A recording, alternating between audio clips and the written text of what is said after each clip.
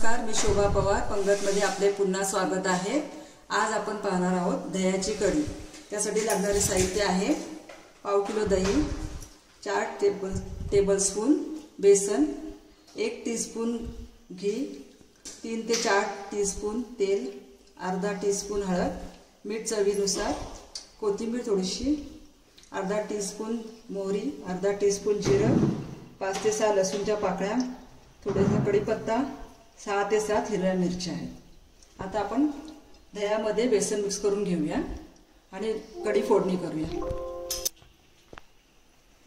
दह्यामध्ये बेसन mix करून घेऊया। हळद घालूया, मीठ, रवीने चांगलं घोटून घेऊया।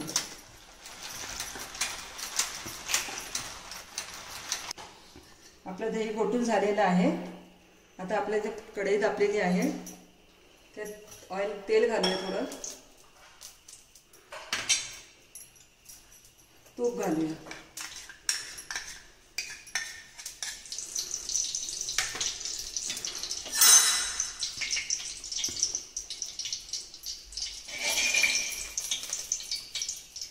तेल तापलेलं आहे, मोहरी घालूया पहिला।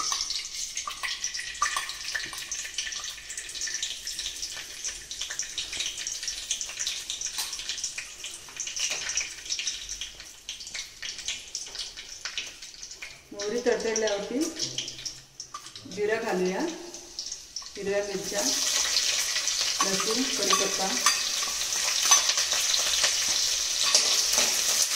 आणि फोडणी 1-2 मिनिटं परतून घेऊया।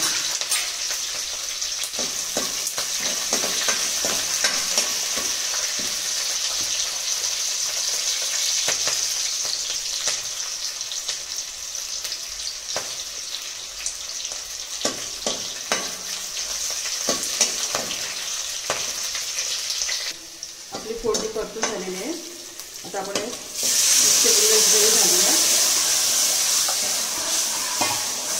तुमच्या आवडीप्रमाणे तुम्ही घट्ट किंवा पातळ तुम्ही करू शकता। मी आता याच्यात 1 ग्लास पाणी घातलेले आहे।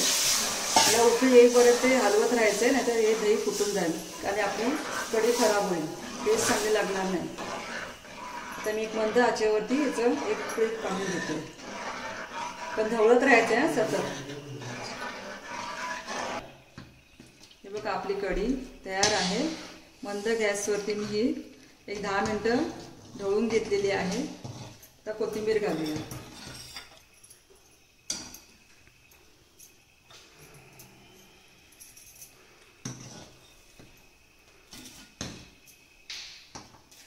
सर्विंग बॉलमध्ये काढून घेऊया।